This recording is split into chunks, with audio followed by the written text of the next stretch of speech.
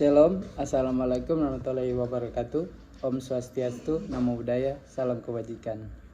Yang saya hormati dosen pengampu yaitu Enci Olivia F. Christine Walangintan SAB MAP dan Joula Jeti Rogahang MSI.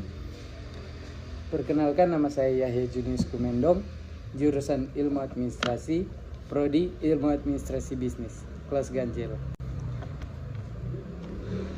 Saya akan menjelaskan yaitu tentang perubahan organisasi dan proses kerja.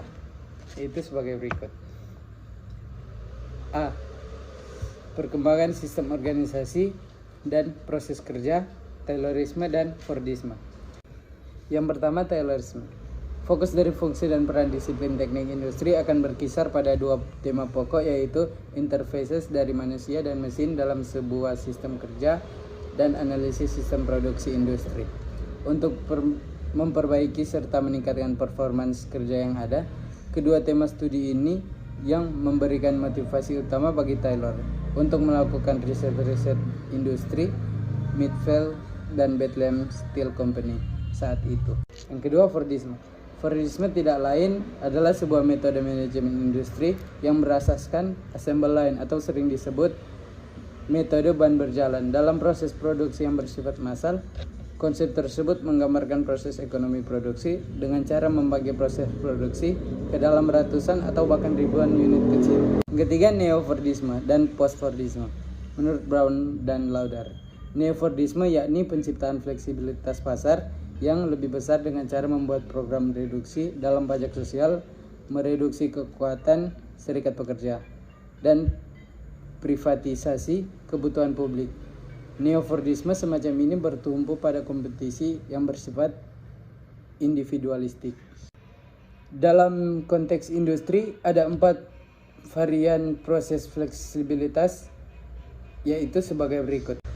Yang pertama, finansialisasi. Yang kedua, informalisasi. Yang ketiga, feminisasi pasar kerja.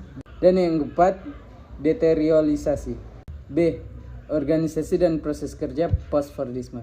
Post-Fordisme adalah teori bahwa produksi industri modern harus berubah dari Fordisme, yang merupakan metode produksi massal skala besar yang dipelopori oleh Henry Ford, menuju penggunaan unit manufaktur kecil yang fleksibel. Post-Fordisme mengacu pada spesialisasi produksi yang fleksibel. Pada awal 1970-an, konsep Fordisme beralih ke produksi khusus yang fleksibel karena globalisasi dan persaingan pasar luar negeri pada periode waktu itu.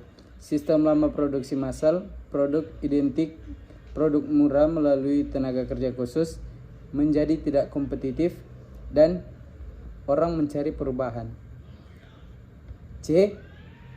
Kritik terhadap Taylorisme dan Fordisme. Taylorisme banyak menuai kritik di antara dengan perubahan teknologi.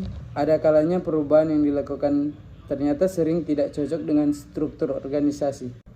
Hal ini dapat menciptakan ketidaksenangan dan pemutus hubungan di antara anggota organisasi. Akibat terjadi penurunan produktivitas, lebih banyak kecelakaan dan tingkat perputaran karyawan yang tinggi.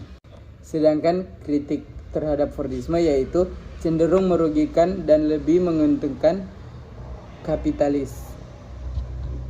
Tidak ada ruang bagi inovasi dan partisipasi buruh dalam kebijakan perusahaan. Maka dalam tradisi Fordisme ini bisa dikatakan sebagai anti serikat buruh. Yang ketiga, mengesampingkan aspek intelektual dalam proses produksi. Yang terakhir, pemaksaan lebih besar daripada persetujuan dalam hubungan kerja. Sekian penjelasan dari saya. Terima kasih.